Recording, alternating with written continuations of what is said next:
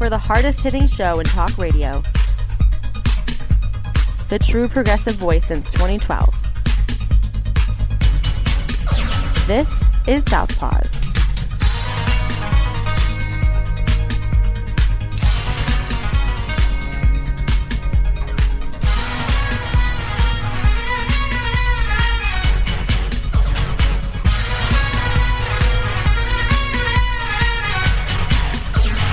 And welcome to Southpaws on the Pacifica Radio Network. We are the leaders of the revolution. My name is Darren Gibson. I'm your host today. We have got a lot of topics to discuss. January 6th committee met again on Thursday evening on primetime television, and we saw some video that I never thought I would ever see in my life. Holy crap. This is some crazy stuff, folks. We'll talk about the January 6th committee. We have a double hammer time segment, 2 winners this week. We have to talk about an attack on a gubernatorial candidate in New York. And we've got some news out of Michigan that's good news for workers. And we'll talk about that in just a little bit. Before we get started with today's show, a couple of reminders that you can follow us on social media by going to facebook.com/Southpaws Radio Show. You can follow us on Twitter at Southpaws Radio. You can follow us on Tumblr at southpawsradioshow.tumblr.com. You can follow us on YouTube by doing a search for Southpaws Radio. And you can become a patron of the show by going to patreon.com/Southpaws Radio. You can listen to the show anytime at Spreaker, Stitcher, Apple Podcast, or Reason.fm by doing a search for Southpaws. Once you found our logo, you found us. We send links to our weekly episodes to our Facebook, Twitter, Tumblr, and YouTube accounts. You can listen to us on Global Community Radio Channel 1 every Saturday night at 11 Eastern. And you can listen to us on great Pacifica stations, including KCEI in Taos, New Mexico, KZGM in Kabul, Missouri, and KEPJ in San Antonio, Texas. So please be sure to listen to us on your local Pacifica station.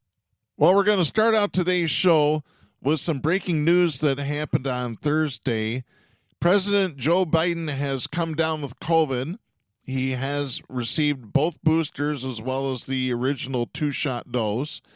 So he is only experiencing mild symptoms. He is isolating within the White House. So we wish Joe Biden a speedy recovery. You know, this latest strain of coronavirus is no joke. I mean, it's finding its way around immunity, either from having the disease before or through inoculations. Folks, it's important, more important right now than ever before. Take the precautions that you need. Get vaccinated. Wear a mask. I see a lot of people that are not wearing masks in public. I still see a few, and I'm starting to see a few more. I think this new strain is starting to scare some people, and it's good. It's about time. You need to wear a mask everywhere you go in public, even if you're outdoors. You also need to wash your hands or use hand sanitizer. Please, don't do it for me. Do this for the people around you. Do it for those of us who have immunocompromised systems. You could save somebody's life, and I'm not joking about that. All right, let's go into our news topics for this week. On Thursday, the January 6th committee met again, and they dropped a bombshell. The hearings are going to continue in September. So we thought this was going to be the end. Oh, no. Season 2 is coming, folks, and it's going to be a good one, I think.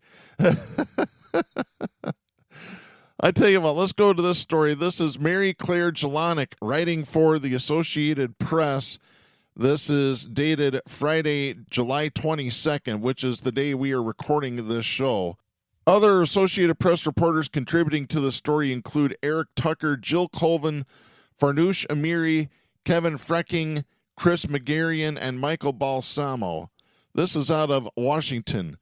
The House January 6th committee closed out its set of summer hearings with its most detailed focus yet on the investigation's main target, Donald Trump. The panel on Thursday examined Trump's actions on January 6, 2021, as hundreds of his supporters broke into the U.S. Capitol, guiding viewers minute by minute through the deadly afternoon to show how long it took for Trump to call off the rioters. The panel focused on 187 minutes that day, between the end of Trump's speech calling for supporters to march to the Capitol at 1:10 p.m. and a video he released at 4:17 p.m. telling the rioters they were, quote, very special, end of quote, but they had to go home. Committee Chairman Mississippi Representative Benny Thomas, Democrat, who participated in the hearing remotely due to a COVID-19 diagnosis, said that Trump was, quote, the only person in the world who could call off the mob, end of quote, but he refused to do so for several hours. Thompson added, quote, he could not be moved, end of quote. The panel emphasized where Trump was as the violence unfolded, in a White House dining room sitting at the head of the table watching the violent breach of the Capitol on Fox propaganda channel. He retreated to the dining room at 1:25 p.m., according to Representative Elaine Luria, Democrat, Virginia, one of two members who led the hearing. That was after some rioters had already breached barriers around the Capitol and after Trump had been told about the violence within 15 minutes of returning to the White House. Fox propaganda channel was showing live shots of the rioters pushing past police, Luria said, showing excerpts of the coverage. In video testimony played at the hearing, former White House aides talked about their frantic efforts to get Trump to tell his supporters to turn around. Pat Cipollone, Trump's top White House lawyer, told the panel that multiple aides, including Trump's daughter Ivanka, advised Trump to say something. Cipollone recalled telling the president, quote, people need to be told, end of quote, to leave. He also urged Trump to make a public announcement, quote unquote, fast. So there you go. That's Cipollone. Cipollone about the only sane person in the room that day, or even the days before. I mean, we've heard some of his testimony already. Thompson said Trump, quote, could not be moved to rise from his dining room table and walk the few steps down the White House hallway into the press briefing room where cameras were anxiously and desperately waiting to carry his message to the armed and violent mob savagely beating and killing law enforcement officers, end of quote. As he sat in the White House, Trump made no efforts to call for increased law enforcement assistance at the Capitol. Witnesses confirmed that Trump did not call the Defense Secretary, the Homeland Security Secretary, or the Attorney General. The committee played audio of General Mark Milley, chairman of the Joint Chiefs of Staff, reacting with surprise to Trump's reaction to the attack. Milley said, quote, you're the commander-in-chief. You've got an assault going on the Capitol of the United States of America, and there's nothing? No call? Nothing? Zero? End of quote. As Trump declined to call for help, Vice President Mike Pence was hiding in the Capitol just feet away from rioters who were about to breach the Senate chamber. The committee played audio from an unidentified White House security official who said Pence's Secret Service agents, quote, started to fear for their own lives, end of quote, at the Capitol and called family members in case they didn't survive. Now, let me just stop right here. This is something that's very prophetic.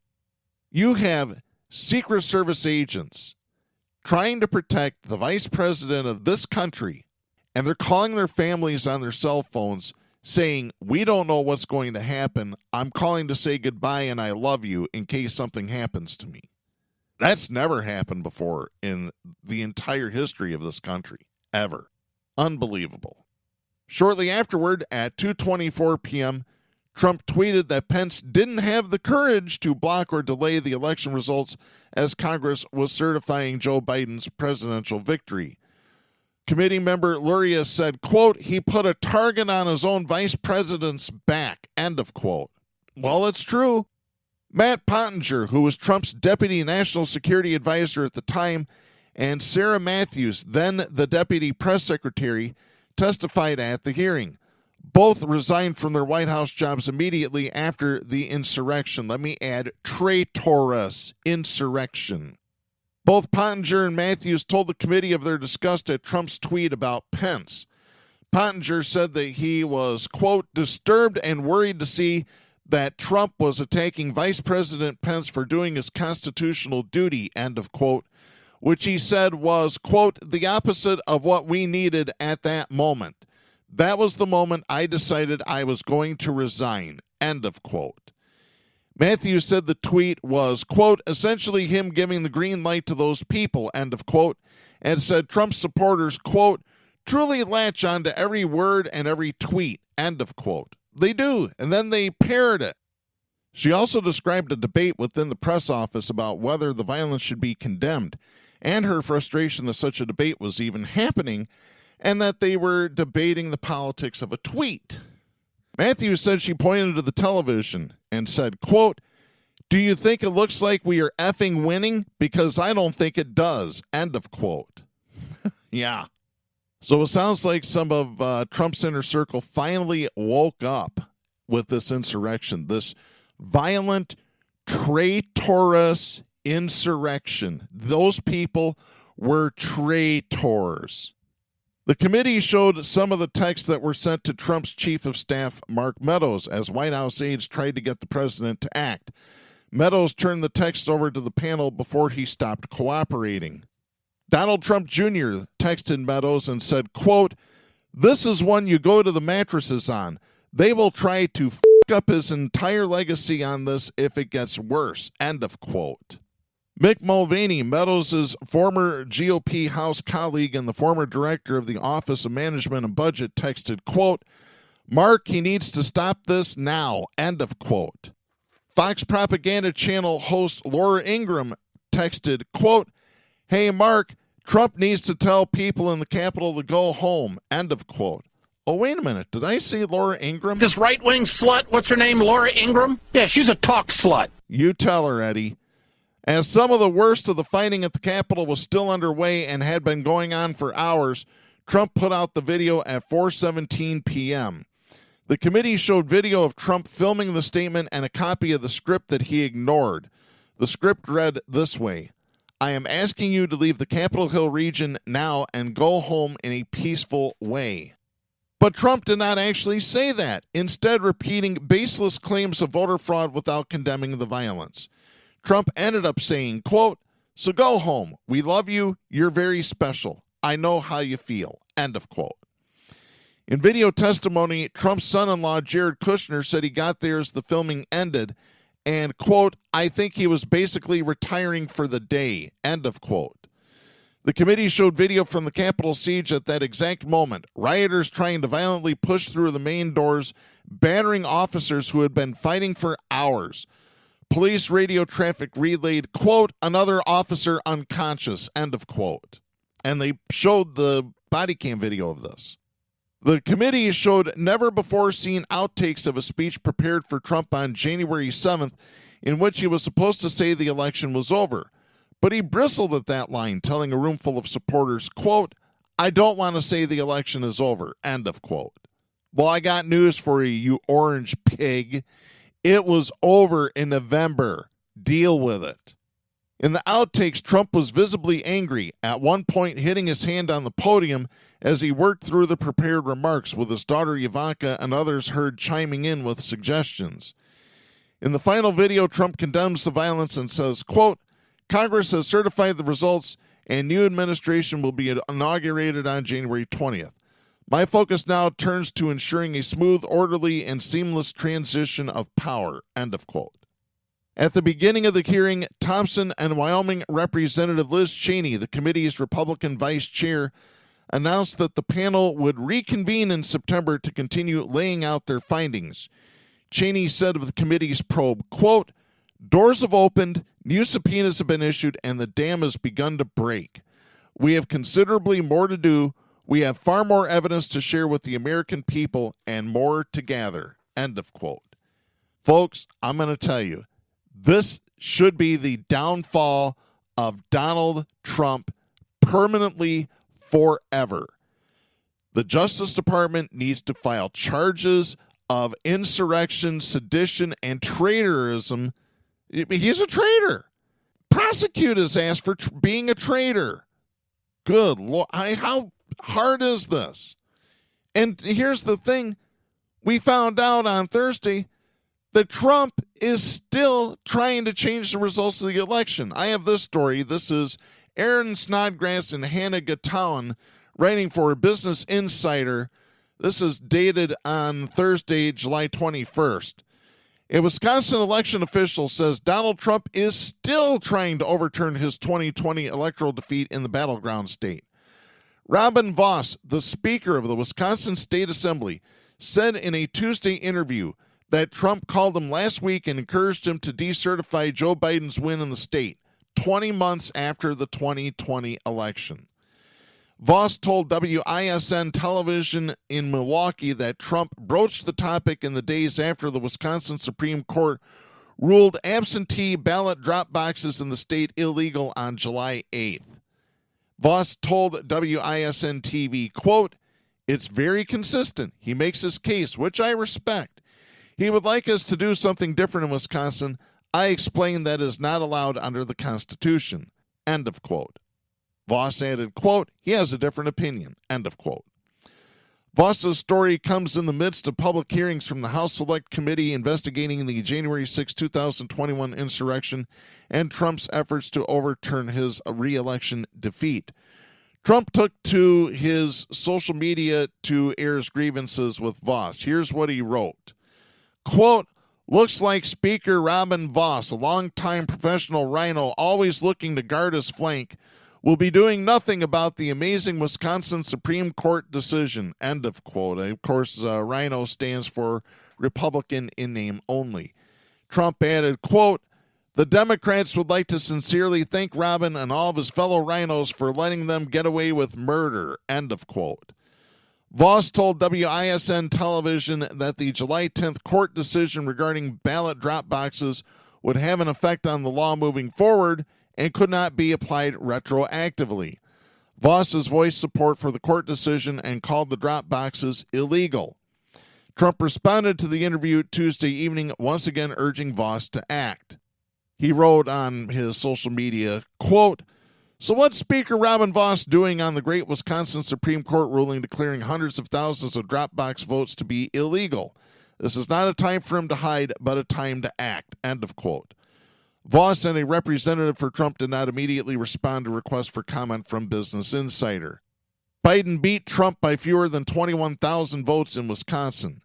In 2021, Trump accused Vos of, quote, "working hard to cover up election corruption," end of quote, after refusing to do a forensic audit on the results of the 2020 election in the state. That's according to a report published by the Milwaukee Journal-Sentinel. Vos eventually began an investigation into the 2020 election in his state. Vos himself has peddled election conspiracy theories and baselessly claimed that voter fraud in his state influenced the 2020 election, which is why Vos and these other evil, violent, conservative savages need to be voted out of office and put back in the unemployment line. They really do, folks. Get it done. It's unbelievable. Well, I tell you what, speaking of unbelievable, let's go to our next segment here. Stop! Hammer time! Oh, yeah, it's hammer time. It is time to drop the hammer on the douchebag of the week. And we have two winners this week. So anytime that we have two winners, we have to allow Wade Garrett to chime in. The double douche. Who is that guy? Gentlemen, Wade Garrett. holy sh**. Exactly right. So let's go ahead with winner number one this week, Garrett Ziegler, former White House staffer. I have this story. This is Kip Jones writing for Mediaite. This is dated July 20th. Listen to this, folks. A former staffer in the White House under Donald Trump called women from the administration who have spoken to the January 6th committee hoes and thoughts. Unbelievable. Then again, it really shouldn't be, because conservatives are a bunch of misogynists anyway. They hate women, as Carlin said. They don't like them. He also ripped the committee's members as Bolsheviks and anti-white activists who loathe America's founders. Oh, so this guy's a fucking racist too, huh? I'll just call it like it is. This is a racist. Period. End of story. Really, it is. Garrett Ziegler, who worked directly for former White House trade advisor Peter Navarro, met with the committee Tuesday, according to a report by CNN. This was a tweet the CNN had posted. Ziegler was seen by CNN entering an office used by the committee to conduct witness interviews. He declined to comment to CNN and exited the conference room around 11 a.m. Eastern Time. The Navarro aide reportedly once bragged he was the person who led in Sidney Powell, Michael Flynn, and former Overstock CEO Patrick Byrne into the White House to discuss a plan to overturn the 2020 election. It is not clear exactly what Ziegler told the committee, if anything. He had plenty to say about its members on his Telegram page after the meeting. So I tell you what, let's go to this clip. This runs about 1 minute. This is about 3 or 4 different clips of Garrett Ziegler live streaming on his Telegram account. Listen to this, folks. They're Bolsheviks, so they probably do hate the American founders and most white people in general. This is a Bolshevistic anti-white campaign. If you can't see that, your eyes are freaking closed. And so they see me as a young Christian who they can try to basically scare, right? And so today was just a lot of saying that I am invoking my right to silence under executive privilege in the Fifth Amendment. And I'm going to stop right there. Oh, he's just a Christian that's persecuted beyond belief. Oh, poor little Christian that's being persecuted. Yeah, I'll tell you what your persecution is. You persecuting other people. Let's continue. I'm the least racist person that many of you have ever met. Oh, really? I don't think so. By the way, I have no bigotry. I just try to see the world for where it is. I have no sort of army to hit back at them, right? Because I'm the young guy in the room. And they're not even going after any other young people. The other young people in the White House are total hoes and thoughts, like Cassidy Hutchinson and this Alyssa Farah Hobag, who are just terrible. I mean, they have no clue what they're saying. Hobag, oh, that's just real classy there, buddy. By the way, thought, for those of you that don't know what that means, T-H-O-T, it stands for that hole over there. It's an insult used, according to Urban Dictionary, to denigrate a female that uses her body in some way to gain attention or some favor from males. Lovely.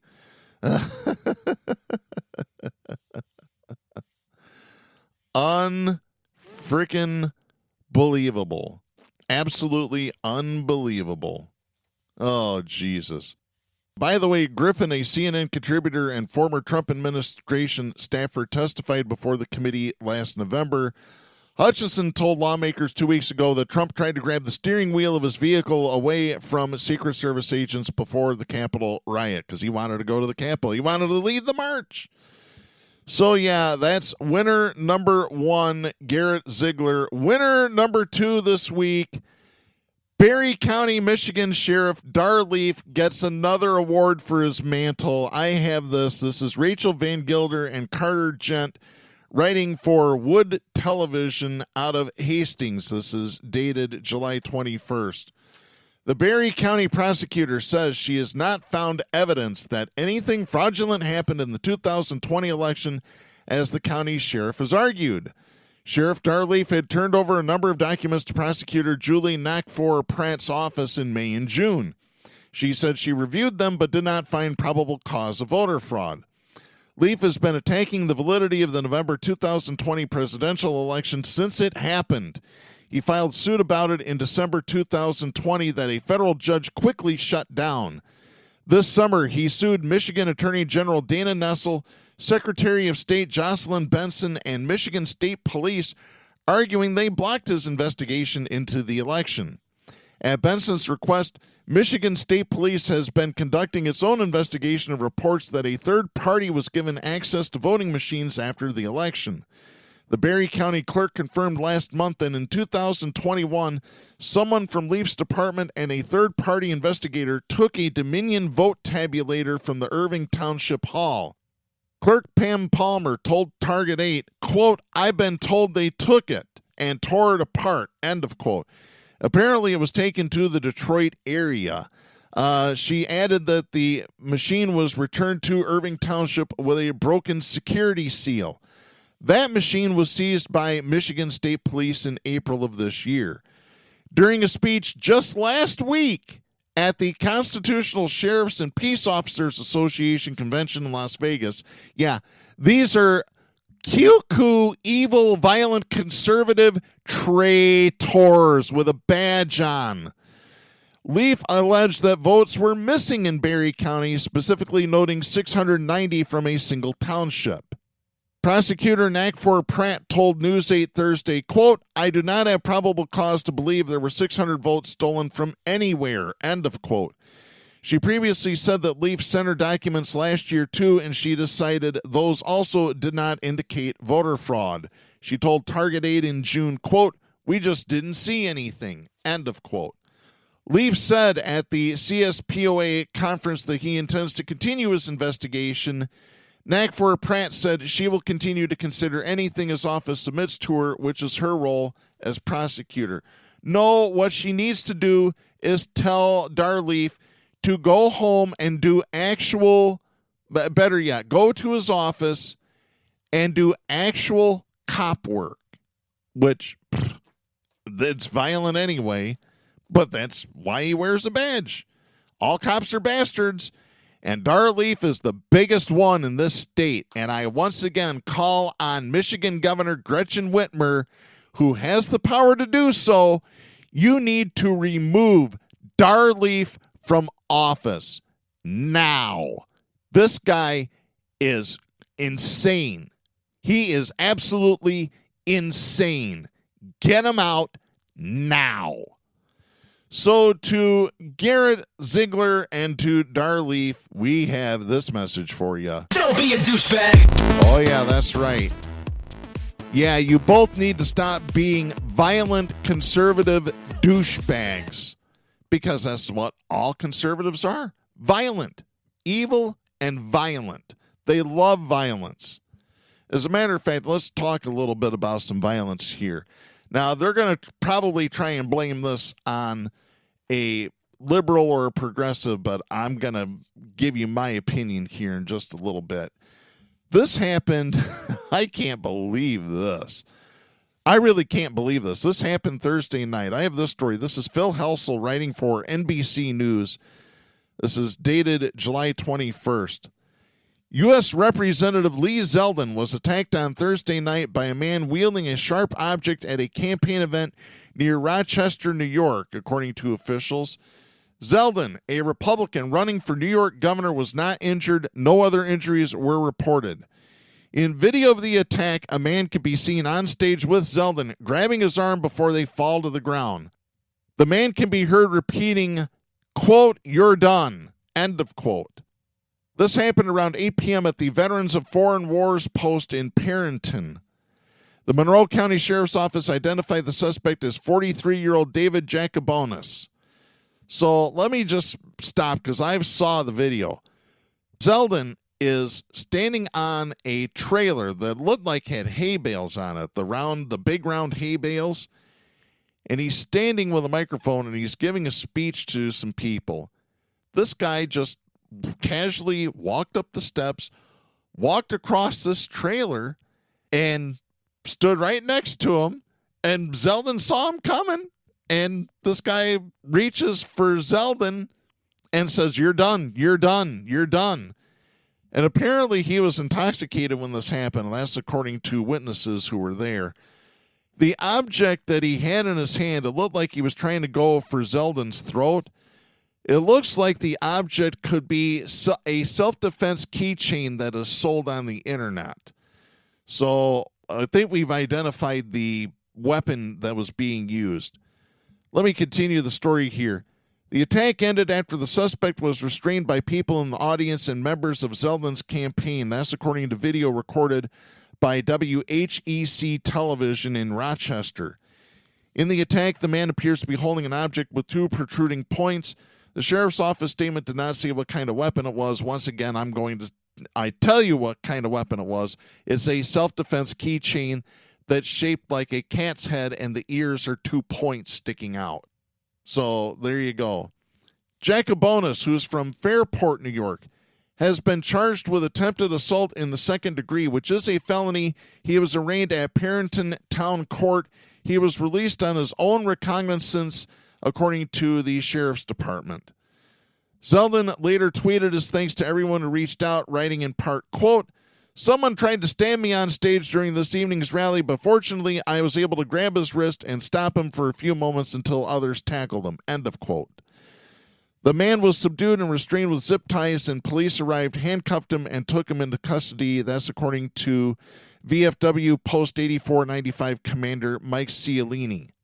Cialini, who witnessed the incident, said, quote, "No motive, no nothing. Once he was subdued, he was making sounds. They were just weird noises," end of quote. Zeldin spokesperson Katie Vicence said that Zeldin, along with his running mate Allison Esposito and other members of the campaign, are safe. Zeldin finished his remarks and thanked law enforcement. New York Republican Chairman Nick Langworthy said that Zeldin was, quote, "targeted in a violent attack at a campaign rally stop in Monroe County," end of quote. He hailed the actions of bystanders who subdued the man. Democrat New York Governor Kathy Hochul said that she was relieved that Zeldin was not hurt and that the suspect was in custody. She tweeted, quote, "I condemn this violent behavior in the strongest terms possible. It has no place in New York," end of quote. Well, now let me just stop right here. It's been the Republicans. It has been Republican politicians who have stoked up anger, who have stoked up violence over the last 40 plus years. And it's really gone to the next level since Trump ran for president. Remember, Trump said, "I could just shoot somebody in the middle of Fifth Avenue and I wouldn't lose any votes." Well, you know what? It's because, like they said on the hearing, his supporters hang on every word, every tweet, and then they parrot it out. It's that simple, folks. You have a bunch of evil, violent, conservative traitors that are following the orange pig, the head traitor in charge, and they just do what he says.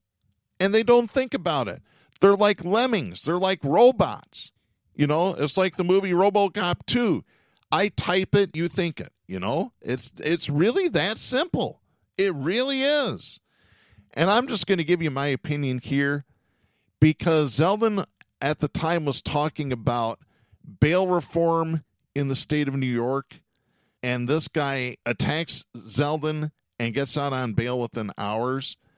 I guarantee this was either a setup by the Zeldin campaign, or this guy was a Republican that tried to stab him and is trying to prove Zeldin's point for him. I don't think this guy is a Democrat. Sorry, this guy is an Iraq war veteran. And sorry to paint with a broad brush, but I will say this. Most of your Iraq war veterans are right-leaning, if not violent conservative traitors. I said it and I mean it. I really do, folks. Zeldin of Suffolk County on Long Island was a state senator and was elected to Congress in 2014. Zeldin won the Republican primary for New York governor in June, beating a trio of opponents, including Rudy Giuliani's son, Andrew. Zeldin will face Kathy Hochul in November's gubernatorial election. Thursday's campaign event was being hosted at the VFW Post, but the organization is supposedly apolitical. I don't think so. Parrington is just southeast of Rochester.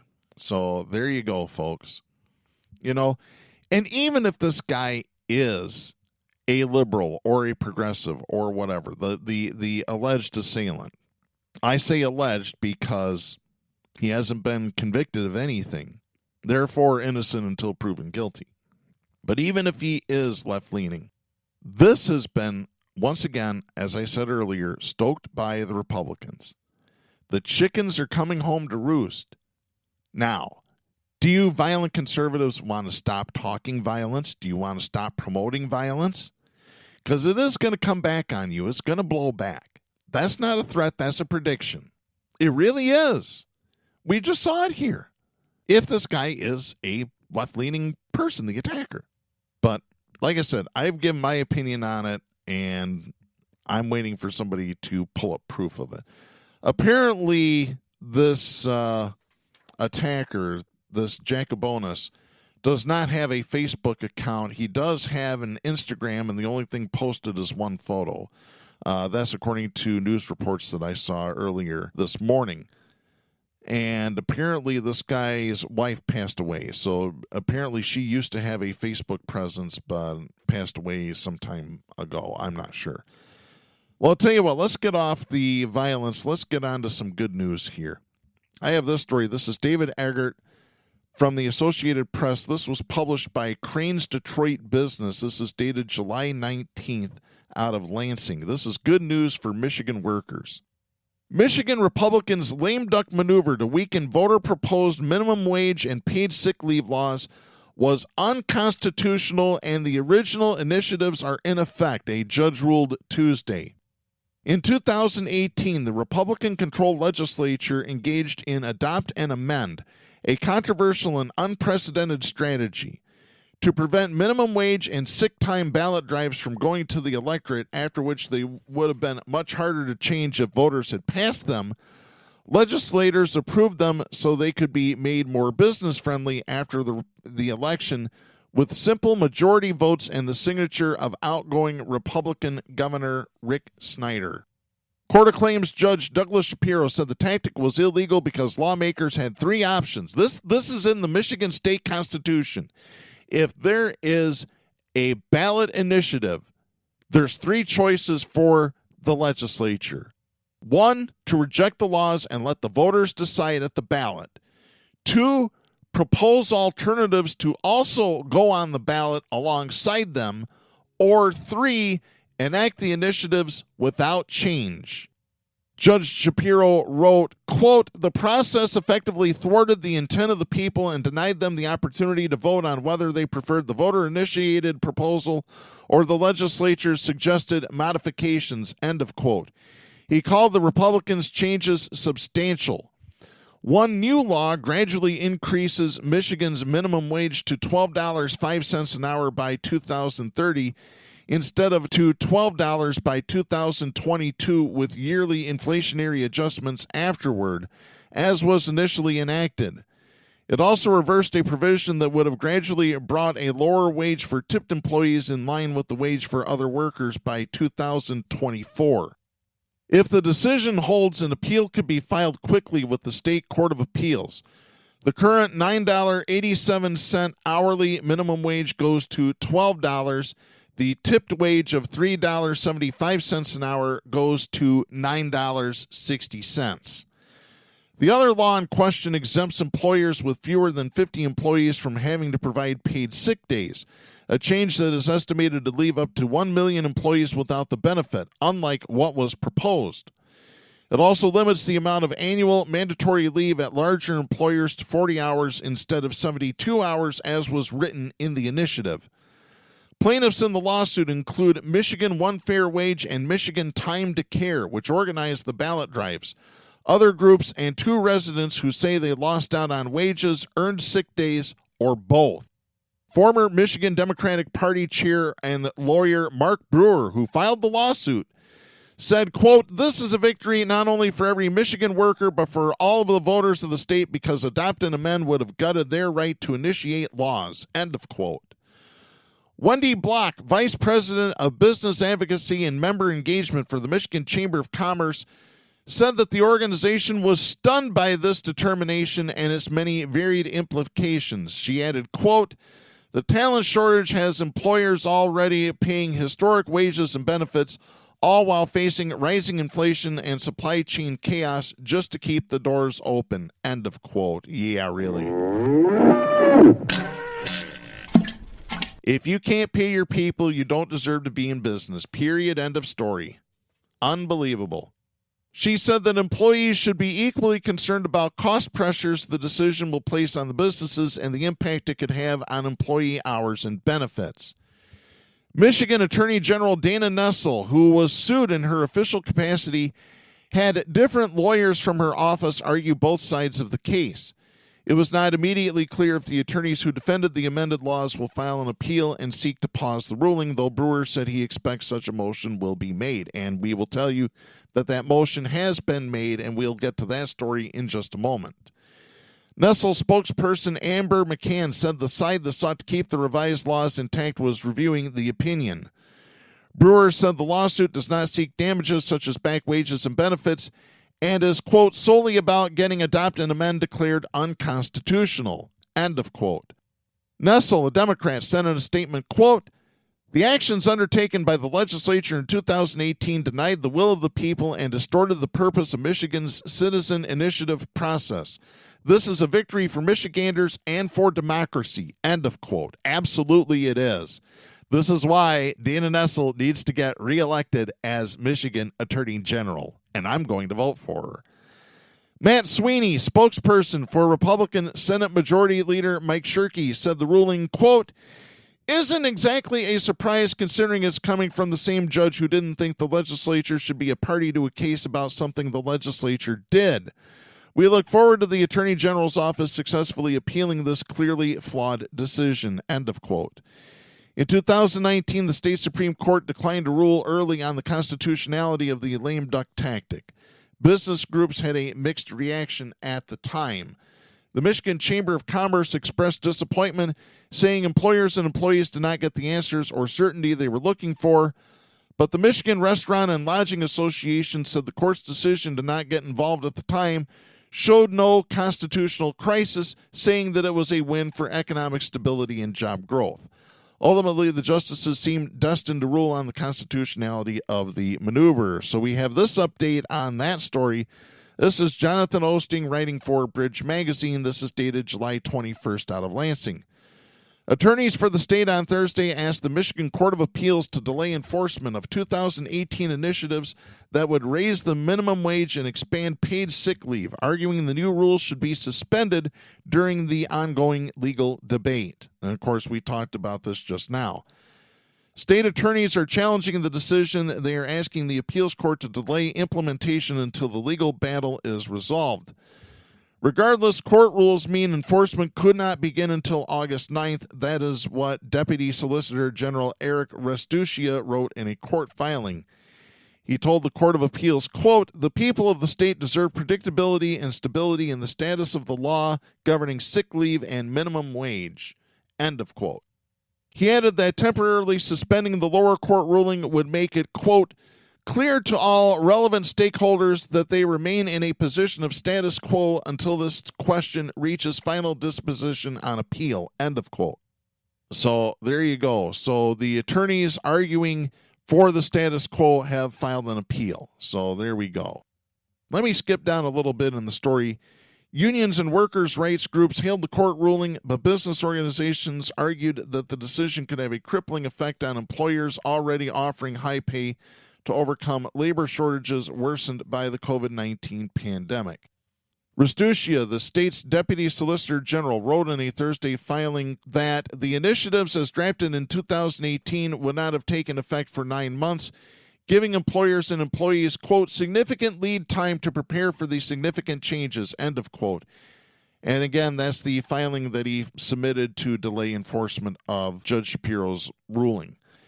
It is also unclear whether date-based minimum wage increases in the original initiative remain applicable, he argued. The language called for incremental raises each year and the gradual phase-out of the lower tipped wage based on deadlines that have already passed. Groups that backed the original initiatives are expected to fight for immediate enforcement. Plaintiffs in the case include Michigan One Fair Wage, Michigan Time to Care, the Restaurant Opportunity Center, and Mothering Justice. So good. This is good news. I hope that this goes through. The state Supreme Court needs to stand up for the Constitution. The legislature is limited in what they can do with ballot initiatives. As a matter of fact, I do believe they can't touch ballot initiatives once they're passed. So there you go. This would be good news if it went through. Good news for workers, because it's the workers that run the economy. It's not the businesses that run the economy. It's the workers. There was just a story just recently that CEO pay is extremely way out of line with worker pay in this country. It's not in Europe because there's wage controls. So while all these quote-unquote job creators, which is a complete bullshit term, while they're getting rich off of the back of everybody else's sweat and blood, literally, the workers are getting poorer. While everything's going up, the price of groceries is going up, rent's gone up, gas prices have gone up, and it's not anything to do with Biden. It doesn't have anything to do with inflation. It is greed, pure and simple greed. It's not the need, it's the greed. As Carlin said, we know what the owners of this country want. They want more for themselves and less for everybody else. And that's the truth, folks. And I want to get to this other clip that I want to play here. Holy crap.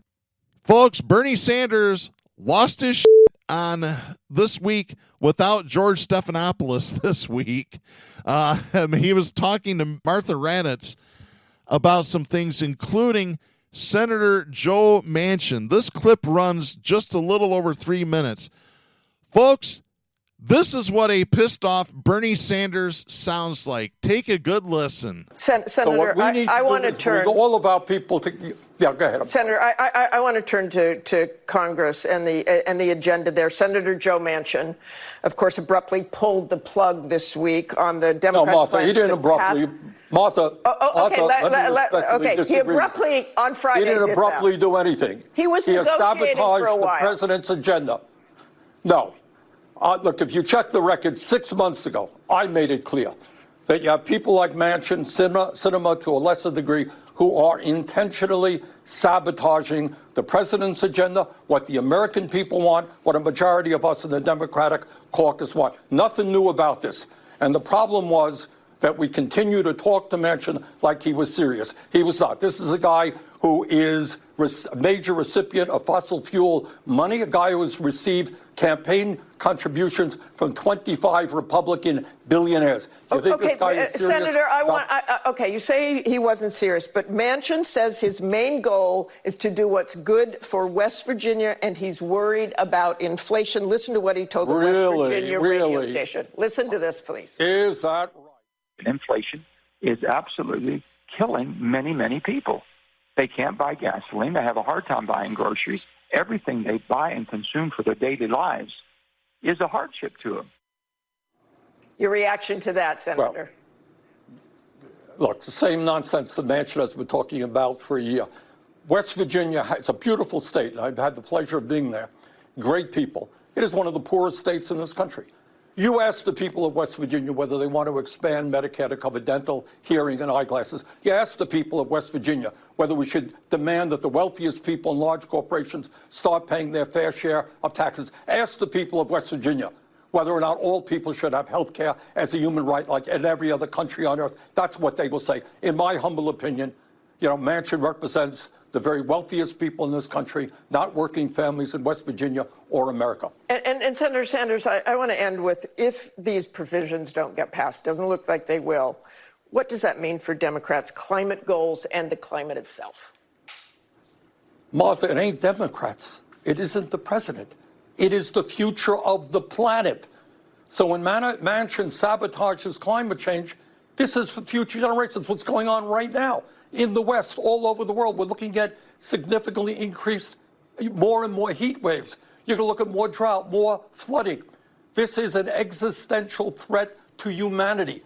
And what this election must be about is whether or not we're going to vote for candidates who are prepared to stand up for working people, stand up for the planet, and have the courage to take on the billionaire class who dominates our economy and our political life. That's what this election is about. The Republican Party is not there. We need more progressive Democrats who are going to fight for workers. Okay, thanks for joining us this morning, Senator Sanders. Notice how Bernie emphasized progressive Democrats, not right-wingers like Manchin and Sinema, not fake Democrats. Bernie Sanders, bravo. Bravo. That is just exactly what this country and what ABC News needed to hear. Absolutely. Abso-friggin-lutely. I'm sick of it, folks. I'm sick of the narrative that's being pushed by conservative mainstream media. It's not liberal mainstream media, it's conservative. Look at who owns the media. A bunch of evil, violent, conservative traitors.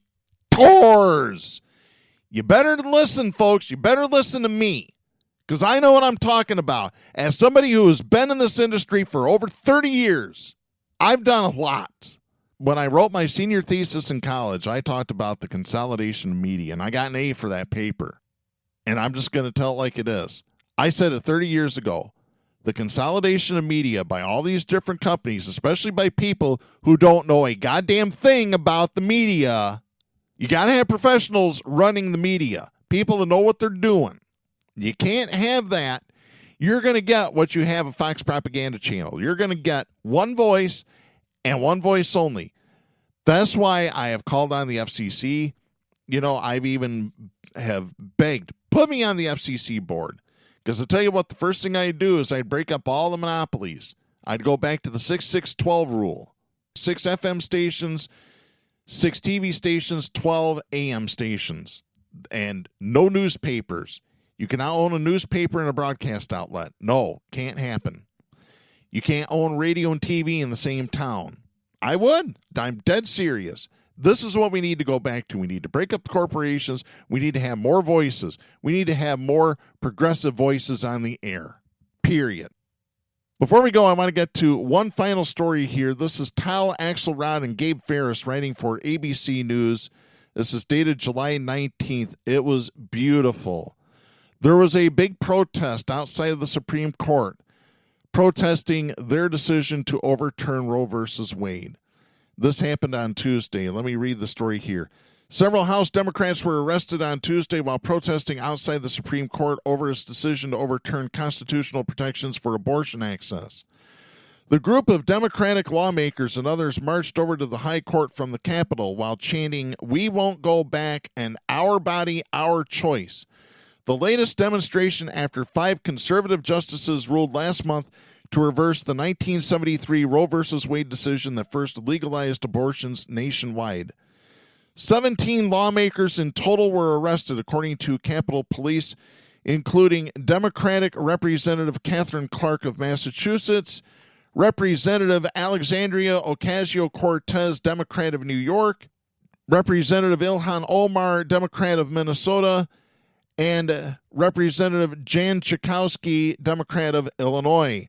From Michigan, arrested were Representative Rashida Tlaib and Representative Andrew Levin. The charge was crowding, obstructing, or incommoding, according to police. Officers at the Supreme Court told the protesters that they were participating in illegal demonstration activity before advising anyone who didn't want to get arrested to leave, which sparked singing and chanting from the group. No, there is no such thing as illegal demonstration activity. It's protected by the First Amendment. People have the right to assemble peacefully. People have the right to petition the government for a redress of grievances. The phrase illegal demonstration activity, yeah, here's my opinion on that if you want it. Illegal demonstration activity. Bullshit. Absolutely. I can't believe it. We allow these governments to trample on our rights. When they want to charge you a permit fee, oh, you got to get a permit to demonstrate. No, you don't. No, you don't. You have protections in the First Amendment. Period. End of story. People need to stand up more. Unbelievable. Officers then began arresting the demonstrators, though no handcuffs were seen. Police also collected IDs and took pictures of those arrested, including some of the lawmakers.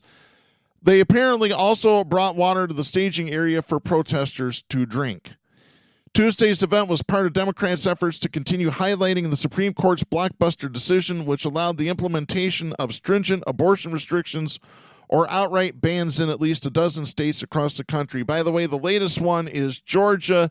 Georgia's 6-week ban takes effect pretty much immediately. So If you live in the state of Georgia, you need an abortion, you better go to North Carolina, or you better come to the Midwest or go out west. One of those choices. Because you're not going to get it in Georgia. I got news for you. In statements, the lawmakers vowed they would keep fighting to protect abortion access. Clark said in a statement, quote, "The extremist Republican Party is determined to take us back in time and take away our rights. I refuse to stand on the sidelines as the rampage continues. I am furious and heartbroken, and I will proudly fight for our right to abortion and all of our constitutional rights. They can arrest me, but we won't allow them to arrest freedom." End of quote. Representative Carolyn Maloney, Democrat of New York, added in her own statement, quote, "There is no democracy if women do not have control over their own bodies and decisions about their own health, including reproductive care. I have the privilege of representing a state where reproductive rights are respected and protected. The least I can do is put my body on the line for the 33 million women at risk of losing their rights." End of quote. The court's ruling, widely celebrated by evil, violent conservative traitors, was met with widespread protest by abortion rights supporters. Democrats in liberal states have pushed efforts to enshrine abortion protections into law, but at the federal level, lawmakers have struggled to pass similar legislation given GOP opposition and reluctance to change Senate rules. And by the way, one of those who's reluctant to change Senate rules is the same Joe Manchin that Bernie Sanders just bitched out on live national television this weekend. House Democrats this week passed two bills, one to codify Roe v. Wade and another to protect a person's right to travel to other states for legal abortions. However, those measures are not expected to have sufficient support to pass the 50-50 Senate. And again, is being held up by Joe Manchin. It is. And Democrats that support conservatives like Henry Cuellar, Jim Clyburn, and Joe Manchin, they need to be purged from the party. We need to get rid of the pro-lifers out of the party. We need to get rid of the conservatives out of the party. This big tent bullshit doesn't work anymore. It quit working a long time ago. And any of you Democrats that continue to support the big tent, you need to be purged from the party too. You want to be savages, go to the Republican Party. That's where your home is. Speaking of which, one final news story out of Michigan. This is Alyssa Burr writing for MLive.com. This is dated July 20th. Expectant families would be able to claim their unborn babies as a dependent come tax time in Michigan if legislation from the State House makes its way into law. House Bill 4644 would amend the Michigan Income Tax Act to allow a taxpayer who is at least 12 weeks pregnant as of the last day of the tax year in order to claim the additional exemption. And this, by the way, passed in the Michigan State House on a vote of 58 to 52 straight down party lines. Every single Democrat in the Michigan State House voted against it.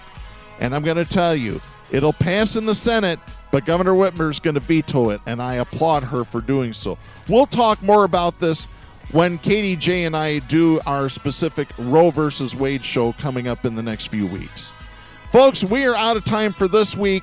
I'm Darren Gibson. Please support independent media, the First Amendment, and most definitely a woman's right to choose. The stations that carry Southpaws do not necessarily share the opinions expressed on the show. Southpaws is protected by the First Amendment to the U.S. Constitution and is copyrighted by Big D Entertainment. All rights reserved.